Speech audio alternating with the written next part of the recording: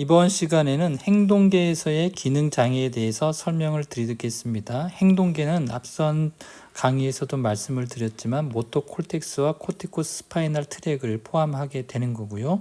특히 코티코 스파이널 트랙을 상위 운동 신경세포라고 이야기를 하고 이것을 하행운동계라고 부를 것을 우리 책에서 권고하고 있습니다. 그리고 이 코티코 스파이널 트랙은 이 모터 콜텍스에서 시작이 되는데 모터 콜텍스는 이렇게 6개의 층으로 구분이 되어 있습니다. 그 중에 5번째 층이 배츠 세포라고 하는 건데 그 배츠 세포에서 시작되는 것이 코티코 스파이널 트랙입니다. 그래서 하행 운동계라고 했을 때는 이 코티코 스파이널 트랙과 모터 콜텍스가 포함이 되는 겁니다.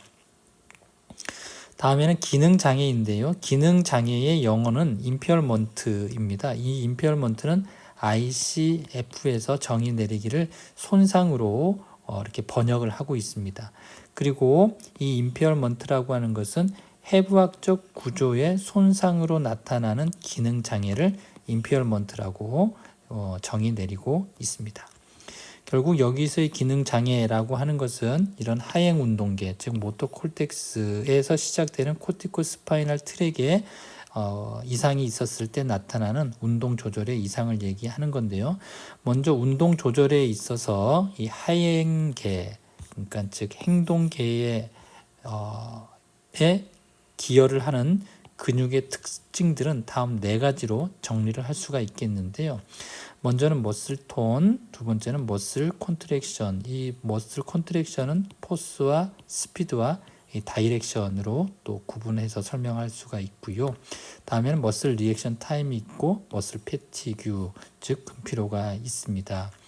이런 것들이 함께 작용을 해서 결국은 근육 그룹을 만들게 되는 거예요.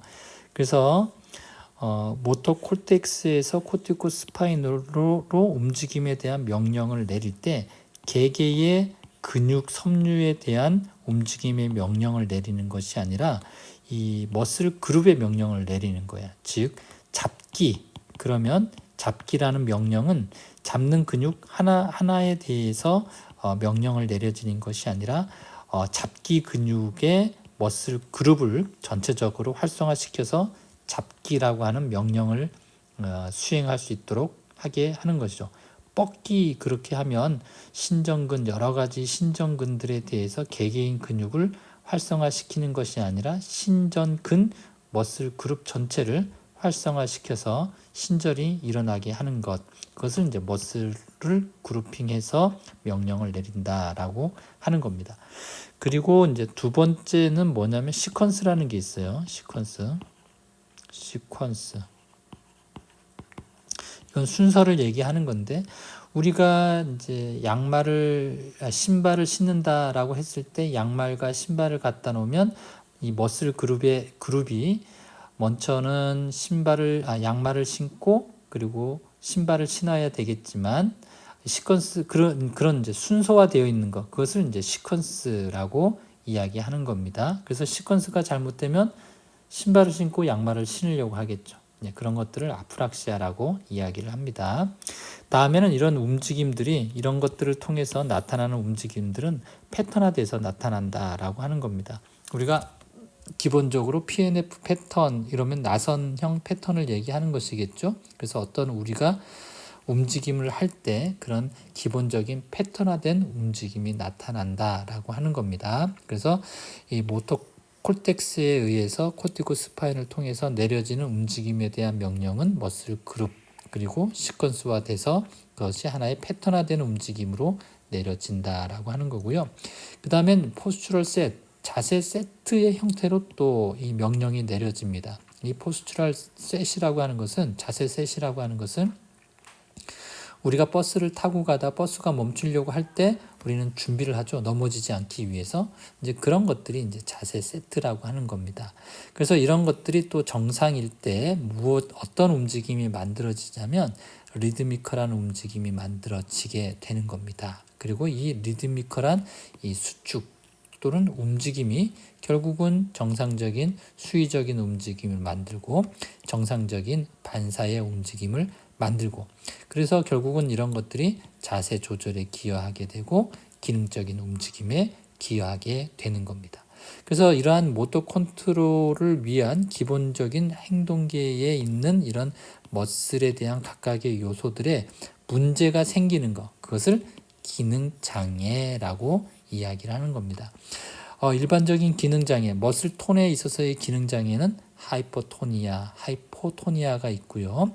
그리고 이제 머슬 포스에 의해서 문제가 생기는 것은 근력이 약해지는 것, 위크니스가 생기면 파라리시스, 불안전 마비가 생기고, 완전히 근력이 떨어지면 파라리시스, 팔시, 프레지와 같은 완전 마비가 생기게 되는 겁니다.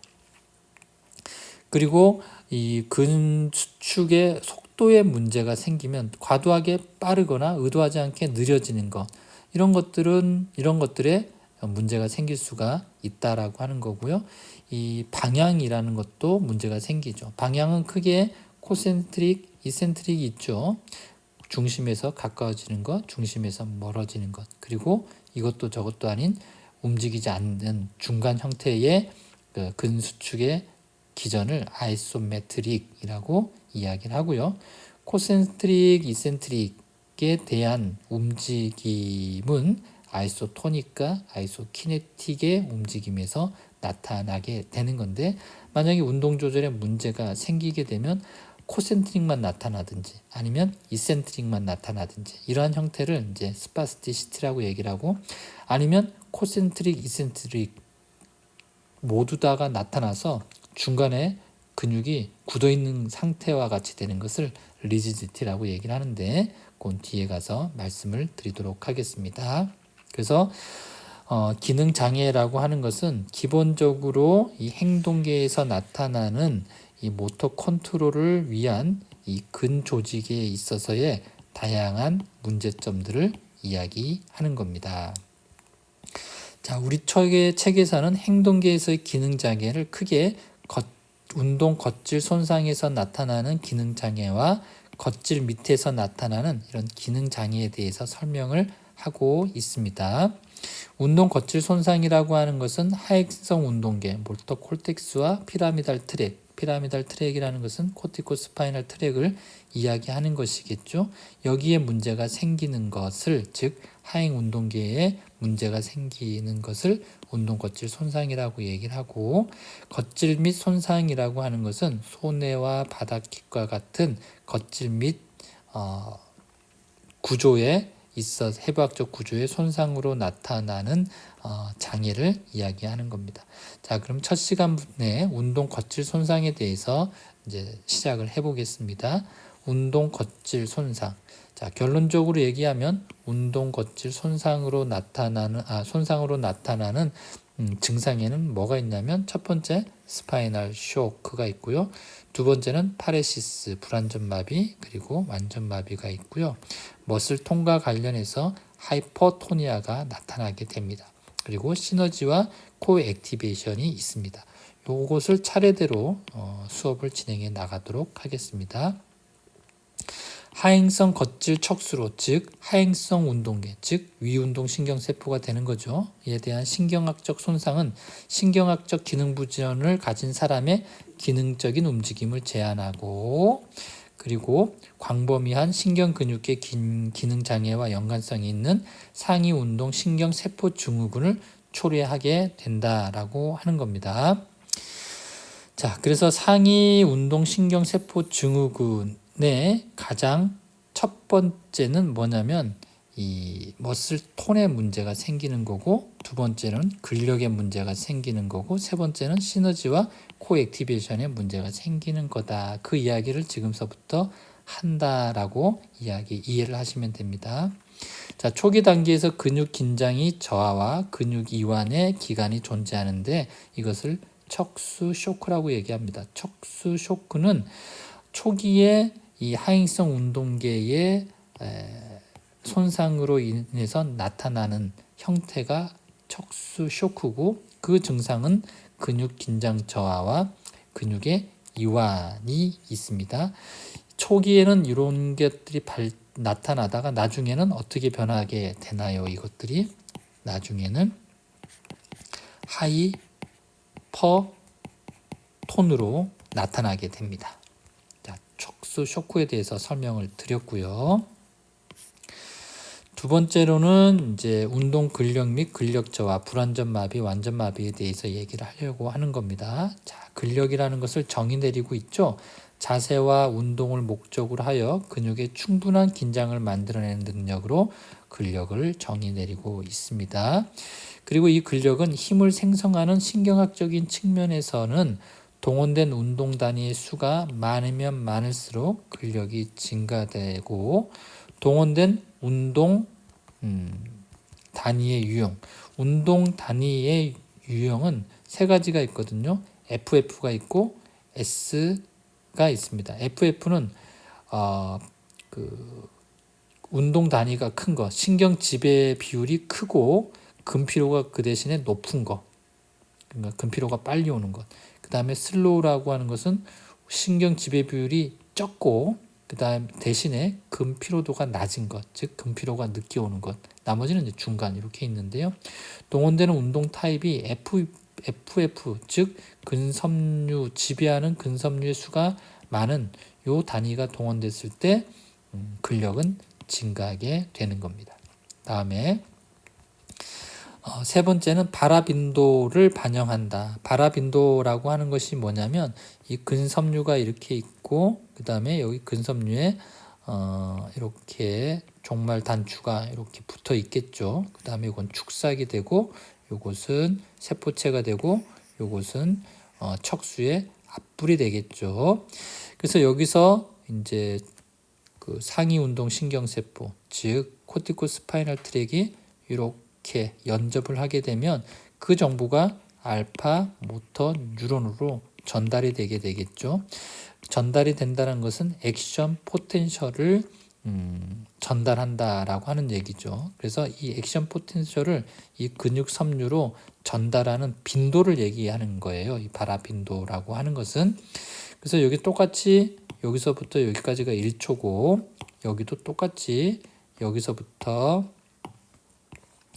여기까지가 이제 1초라고 했을 때 발화 빈도가 높다라는 것은 1초 안에 이 액션 포텐셜이 분비되는 횟수가 많다라고 하는 겁니다. 그래서 발화 빈도가 높을수록 또는 발화 빈도가 많을수록 어떻게 되는 거예요? 근력이 증가하게 되는 겁니다. 자, 근력에 대해서 얘기했으니까 이제는 근력 저하에 대해서 얘기를 합니다. 근력 저하는 정상 수준의 힘을 생성할 수 없는 상태로 정의된다. 즉 뭡니까? 저항에 대항하지 못해서 사지를 들 수 없거나 또는 중력에 대항해서 근력을 들어올 수 없을 때를 이제 근력 저하라고 이야기하겠죠. 자, 그래서 운동 거칠과 하행성 경로 병변을 가진 많은 환자에서 주된 운동 기능 장애가 바로 근력 저하다. 대뇌 거칠 병변이 있는 환자에서의 근력 저하는 완전 마비라고 불리는 근육 활동의 완전 상실 또는 중증의 상실로부터의 불완전 마비라고 불리는 근육 활동의 경증 또는 부분적 상실까지 다양하다. 즉 완전 마비와 불완전 마비가 있다라고 하는 겁니다.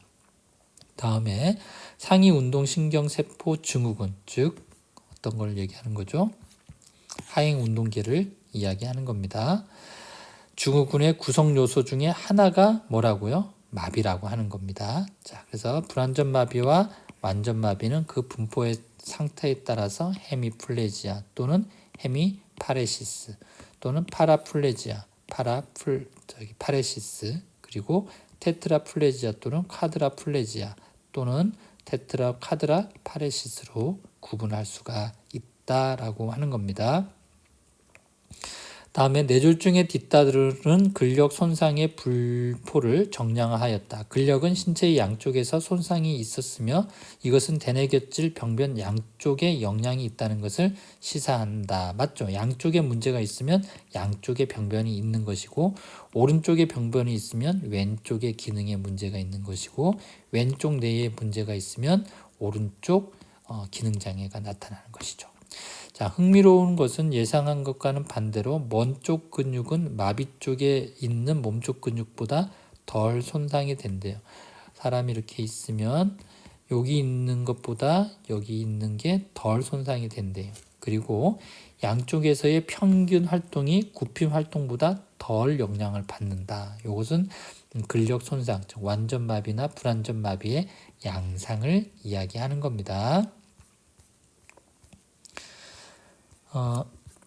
다음은 불완전 마비와 근력 저하는 하행성 운동계에서 병리의 주요 부종적인 징후인 것처럼 생각된다. 게다가 1차 신경근육 기능장애인 장기간의 불완전 마비, 근력 저하는 근육 자체의 말초 변화에 의해 정의되는 2차성 근골격 근력 저하의 발병으로 이어진다. 이제 이게 무슨 말이냐면 이제 뇌 손상이 나타나면은 신경병증에 의한 근력 약화가 나타나게 되는 거고요. 그 이후에는 신경병증에 의해서 근력 약화가 일어나면 움직이지 않거나 또는 움직임에 장애를 가지게 되겠죠. 그러면 실질적으로 근골격 근력의 약화, 즉 근육의 단면적이 감소되는 그런 위축이 일어나서 결국은 근력이 감소가 된다는 거예요. 2차적으로. 이해를 하셨나요? 여기서의 근력 약화는 신경근 병증에 의해서, 즉 상위 운동 신경에 의해서 일어나는 약화예요. 이때는 근 섬유의 직경의 변화가 없습니다. 그렇지만 이것이 장기화되고 움직임이 저하되면 실질적으로 이제는 근섬유의 직경이 감소가 되는 거예요.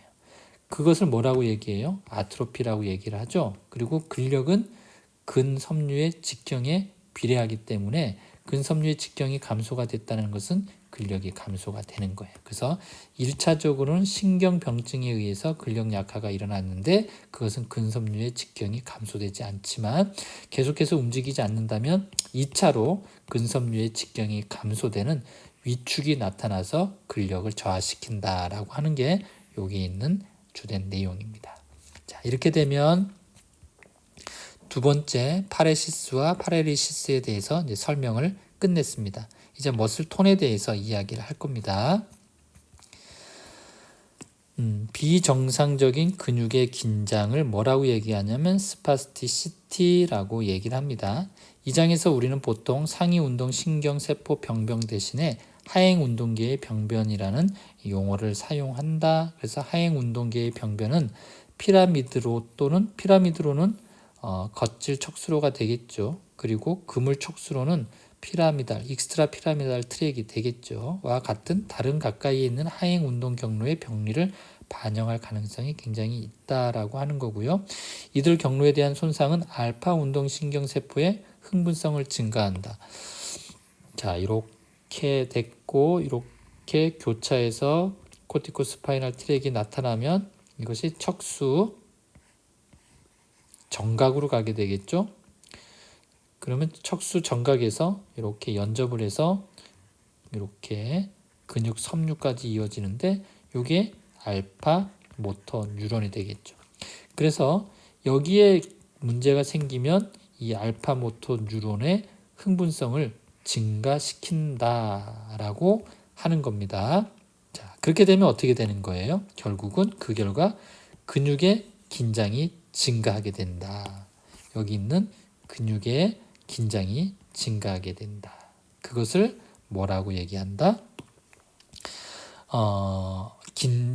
신장 반사의 과다 활동이라고 얘기하고 과장된 힘줄 반사가 나타난다라고 하는 겁니다.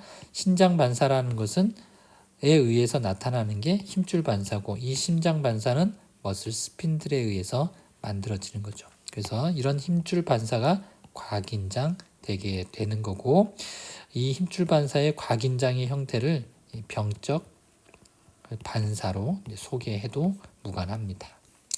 자, 다음 근긴장은 무엇이다 라는 것을 정의 내리고 있죠. 수동적인 스트레스에 대한 근육의 저항, 누군가가 잡아당겼을 때에 대한 근육의 저항력을 근긴장이라고 이야기를 하고 있고요. 일정 수준의 긴장은 정상적인 근육에서 전형적인 것이다. 그래서 일정한 그 근긴장, 예를 들어서 관략근과 뭐 요도 관략근, 항문 관략근 같은 경우에는 그런 것들을 이제 긴장 상태에 있다라고 얘기를 하는 겁니다.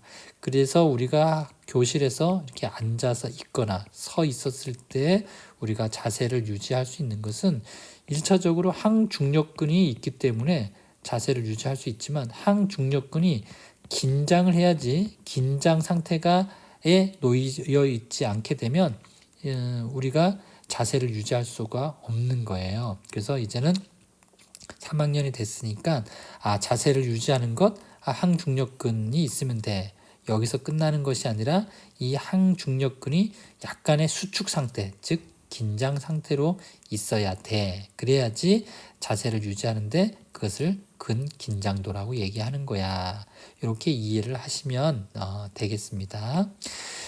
근긴장도는 크게 과긴장성과 저긴장성으로 구분을 해요. 다 병적인 긴장 상태를 이야기하는 겁니다. 아시겠죠? 그래서 상위 운동 신경 세포, 즉 하행성 운동계에 문제가 생기면 저긴장성이 아니라 과긴장성의 형태가 많이 나타나게 되고, 저긴장성의 형태는 하위 운동 신경 병변이 있었을 때 나타나는 특징입니다. 자, 먼저 긴장 스펙트럼을 한번 보게 되면 정상적인 근긴장이 있죠. 거기에 과긴장의 형태는 이렇게 스파스티시티라고 하는 경직과 리지디티라고 하는 강직으로 구분이 되고요. 근긴장의 저하는 근긴장 저하와 플래시디티, 이완이라고 하는 게 있는데, 이완된 환자를 우리가 소화를 이렇게 들면 완전히 이 친구는 완전히 이렇게 축 처진 모습을 하고 있어요. 그것을 플래시디티라고 얘기를 하고, 긴장 저하보다 더 긴장된 것을 의미하게 되는 겁니다. 자, 과긴장의 형태인 경직에 대해서 설명을 하고 있는 거예요. 자, 경직은 신장반사, 이 신장반사라고 하는 건 뭐죠?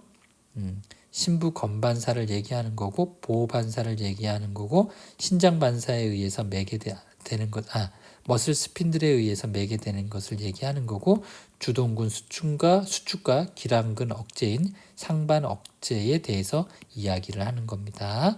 그래서 경직은 이 신장 반사의 과다 흥분성에 기인하는 것으로 과장된 힘줄 반사를 수반한다. 그리고 하는 긴장성 신장 반사의 속도 의존성의 증가를 특징으로 하는 하나의 운동 장애이다. 여기서 중요한 것은 속도 의존성이라고 이야기를 하는 겁니다. 두 번째, 상위 운동신경 세포 증후군의 하나의 요소가 된다라고 하는 겁니다. 뭐가요? 스파스티시티라고 하는 경직은 어떤 상태예요? 과긴장의 상태고, 이런 과긴장의 상태는 어떤 증후군의 하나예요? 상위 운동신경 세포 증후군의 하나의 요소로서 정의 내리고 있습니다. 경직을 이해하는 것은 이 용어가 광범위한 비정상 행동을 다루기 위해 임상적으로 사용되기 때문인데, 어떻게 이 용어들이 활용이 되냐면 과다 활동성 신장 반사다. 즉 신부건 반사가 나타나는 거다. 두 번째, 팔다리의 비정상적인 자세가 나타나는 거다. 대안근의 과잉 동시 활성화다. 코액티베이션이다. 그래서 주동근 수축이 되면, 이렇게 되면 주동근 수축이 되면, 여기 팔이고 여기 팔굽 관절이 되면 주동근의 수축이 정상적으로 일어나야 되는데, 그러려면 주동근이 수축되고 기랑근이 이완이 돼야 되는데, 이때 이 경직이라고 하는 것은 대안근의 과잉의 동시 활성화가 생기는 거예요. 얘도 수축하고 얘도 같이 수축을 해버리는 거예요. 그러니까 어떻게 돼요? 움직임의 방향이 정상적이지가 않게 되는 거가 되겠죠. 그 다음에 연합운동인데요. 연합운동은 뒤에 가서 또 설명을 드리도록 하겠습니다. 그 다음에 크로누스라고 하는 건데요. 크로누스는 간대성 경련이라고 얘기를 하고, 일반적으로 이 앵클에서 많이 발생이 돼요. 간대성이라는 것은 간헐적인 건데 리드미컬하게 그 발목이 이렇게 있으면 발이 있고 이렇게 발이 있으면 리드미컬하게 수축과 이완을 반복하는 것, 이것을 크로누스라고 얘기를 하는 겁니다. 그리고 상동운동 협동작용인데 이 크로누스나 상동운동 협동작용은 거진 같은 의미예요. 이것도 마찬가지로 이 발목에 리드미컬하게 왔다 갔다 상동운동을 일으키는 것을 얘기를 합니다. 그래서 일반적으로 경직이라고 하는 것은 이러한 용어로도 설명할 수가 있다라고 하는 겁니다. 자, 경직이라는 단어는 흔히 중추신경계 병리가 있는 환자에서 볼 수 있는 많은 비정상적인 행동을 설명하는 데 사용된다. 즉, 어떤 데 사용되는 거냐면 상위운동 신경세포 증후군의 하나로 사용되기도 한다라고 하는 겁니다. 경직의 중요한 징후는 수동 스트레칭에 대한 근육 또는 근육근 저항의 속도 의존성의 증가라고 하는 건데요. 이건 뒤에 가서 이제 핸드아웃을 보면서 얘기를 하겠지만 이것을 접칼 반사라고 이야기를 합니다. 잭나이프 있죠? 아니면 이제 우리가 이렇게 차키를 보면 이걸 누르면 차키가 착 이렇게 해서 펴지잖아요. 빠르게 펴지는 것을 볼 수 있죠. 그것을 이제 속도 의존성이다라고 얘기를 하고 그러한 형태를 접칼 반사라고 얘기를 하는데 사람이 이렇게 있고 주관절이 이렇게 있다라고 하면 이 주관절을 갑자기 확 낚아채듯이 빠르게 하면 이 사람은 거기에 대한 신장 반사의 기전으로 얘를 확 이렇게 수축하려고 하는 그러한 경직 현상이 나타나는데 이것을 속도 의존성이라고 얘기를 해요. 다시 쉽게 얘기하면 얘를 천천히 이렇게 피려고 하면 얘는 천천히 펴져요. 하지만 빠르게 낚아채면 신장 반사의 과잉 활동으로 인해서 갑자기 수축을 해버리는 것. 이것을 속도 의존성 경직이라고 이야기를 합니다. 자, 다음에 신장 반사의 활성화는 속도에 의존하고 있다. 같은 말이죠. 그렇기 때문에 경직 환자가 빨리 움직이는 능력이 제한이 된다라고 하는 겁니다.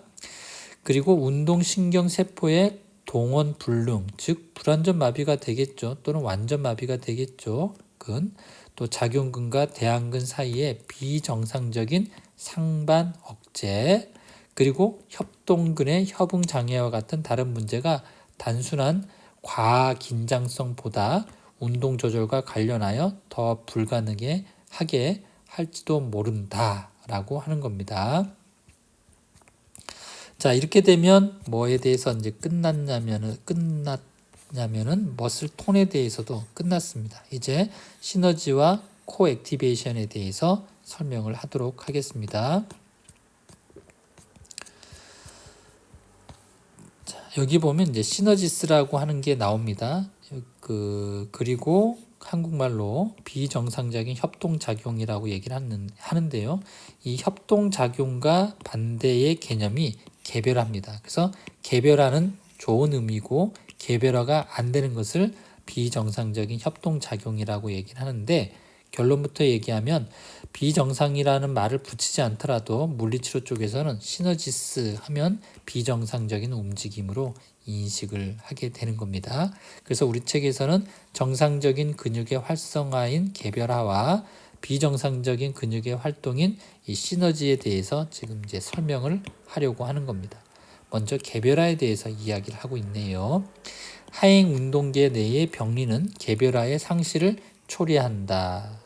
근데 그 개별화가 뭐냐? 그 개별화의 상실을 초래한다. 즉 비정상적인 협동작용이 나타난다라고 하는 겁니다. 자, 그래서 개별화는 어떻게 정의를 내리는데? 라고 질문을 하니까 근육을 선택적으로 활성화하는 능력을 가리킨다. 개별화라고 하는 것은. 그리고 고립된 관절 운동을 가능하게 한다라고 얘기를 하는 겁니다. 그래서 이 개별화라고 하는 것은 결국은 앞서서 설명드렸던 무엇을 얘기하냐면 머슬 그룹의 시퀀스를 얘기하는 겁니다.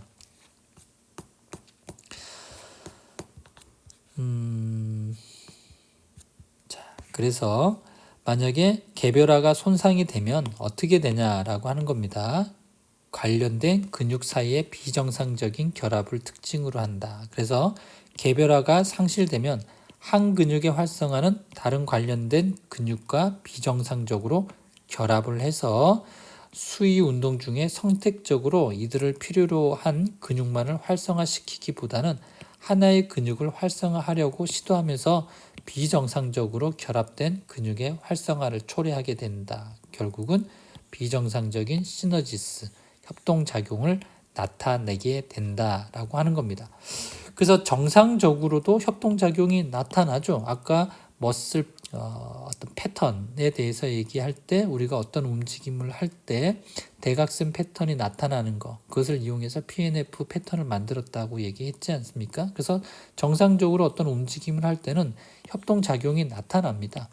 그 정상적인 협동 그런데 그 상위 운동 신경세포의 병변이 나타나면 그 비정상적인 협동작용이 나타난다는 겁니다. 즉 패턴화된 또는 머슬셋에 문제가 나타난다라고 하는 겁니다. 자, 이 근육의 선택적 활성화 상실 및 이에 수반하는 관절 운동 개별화의 감소는 기능 저하와 연관성이 있다. 그리고 이 비정상적인 협동작용 또는 대량 운동 패턴이라고 이런 것들을 특정해서 부르고 있다. 그래서 이제 비정상적인 협동작용이라는 얘기가 나오게 되죠. 그래서 재활문헌에서 시너지 협동작용이라는 용어는 흔히 비정상 또는 장애가 있는 운동 조절을 설명하기 위해서 사용되어져 왔다라고 하는 겁니다. 그래서 비정상적인 협동작용이라고 하는 것은 변화될 수 없거나 또는 과제 또는 환경 요구의 변화에 적응할 수 없는 움직임의 정형화된 패턴으로 정의 내리고 있고, 비정상적인 협동작용이 있는 근육은 너무 강하게 연결되어 있기 때문에 고정된 패턴 밖에서의 움직임은 흔히 불가능하다라고 하는 겁니다. 좀 애매하죠? 자, 그림 5-5를 보면서 협동작용에 대해서 설명을 드리도록 하겠습니다. 자, 이분 같은 경우에는 왼쪽에 편마비가 있죠. 그렇게 되면 왼쪽 맞죠. 그러면 이분은 오른쪽 뇌에 손상이 있는 거가 되겠죠. 자, 이분의 이제 패턴화, 비정상적인 패턴은 어떻게 나타나냐면 이 숄더가 리트렉션이 나타나고 엘리베이션이 나타났어요.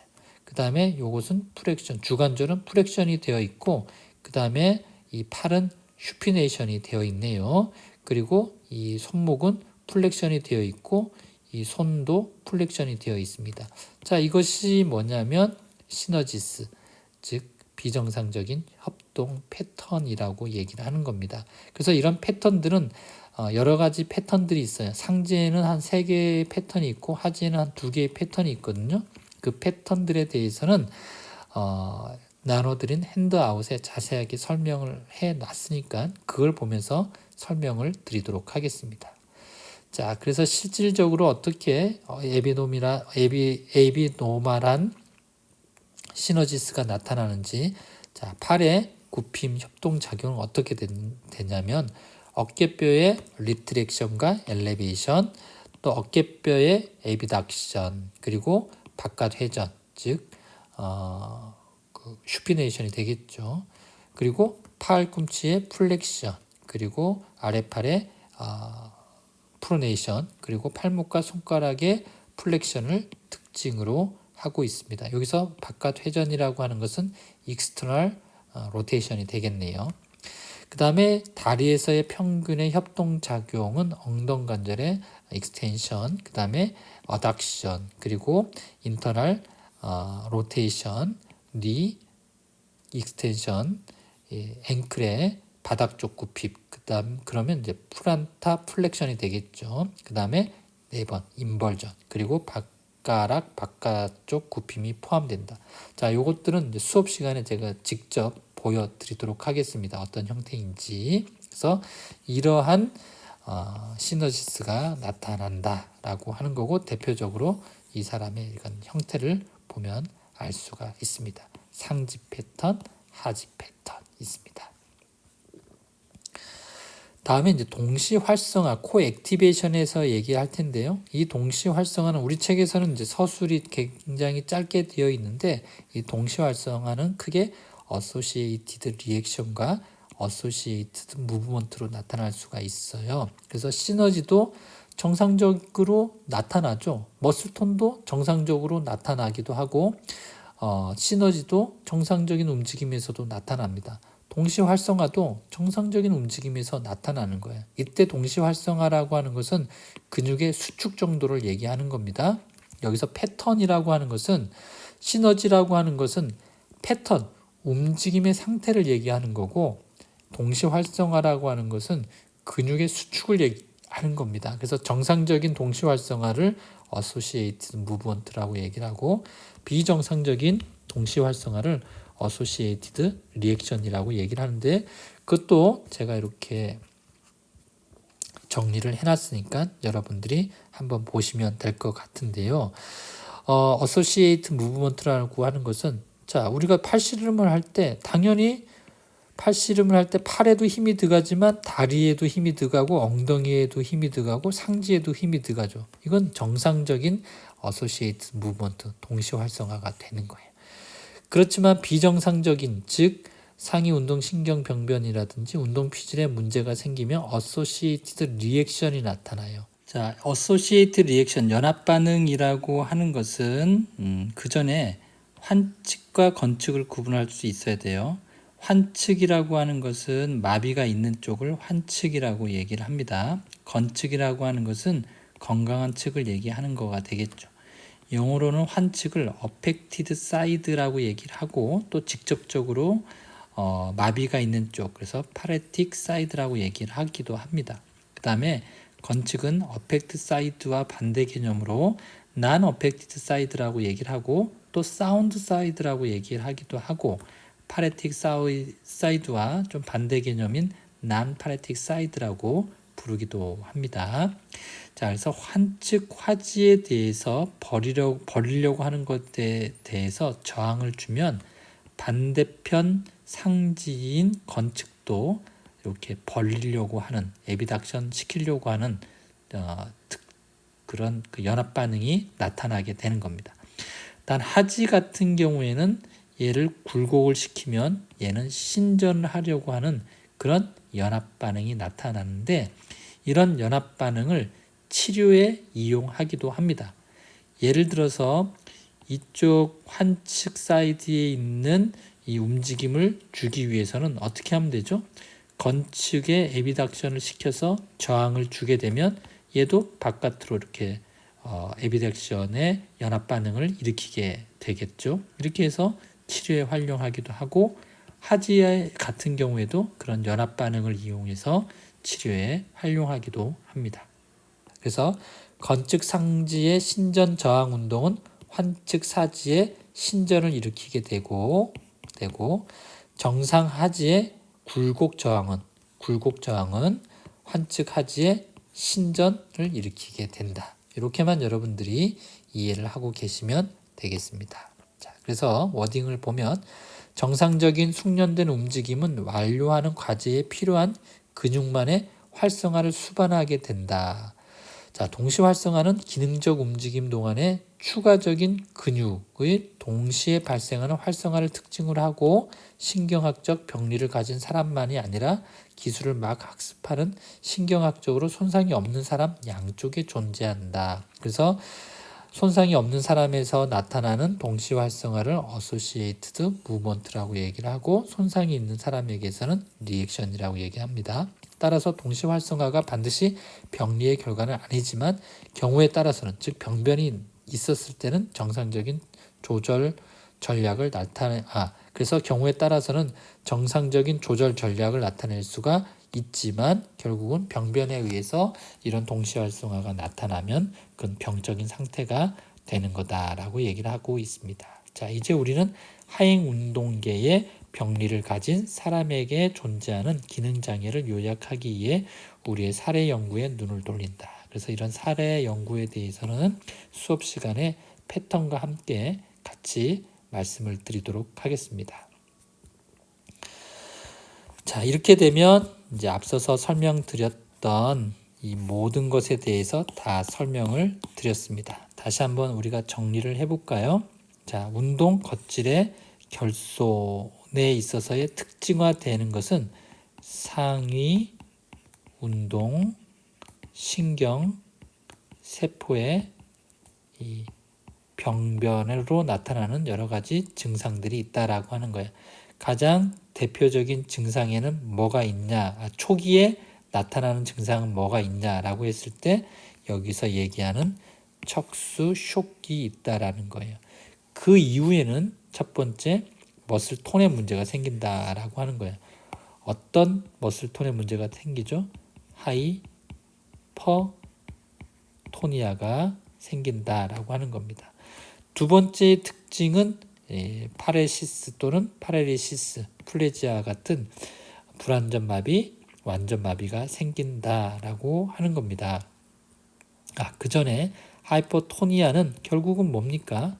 경직이라고 하는 스파스티시티의 형태로 나타나게 되는 거고, 이 경직은 어떤 특징을 가지고 있나요? 속도 의존성에 대한 특징을 가지고 있다라고 하는 겁니다. 그리고 이제 완전 마비와 불완전 마비, 근력과 관련돼서 이런 특징을 가지고 있고, 그 다음에 시너지와 코액티베이션의 특징을 가지고 있더라라고 하는 거고, 각각에 대해서는 여러분들이 한번 여러분들의 언어로 정리를 해봤으면 좋겠습니다. 수고하셨습니다.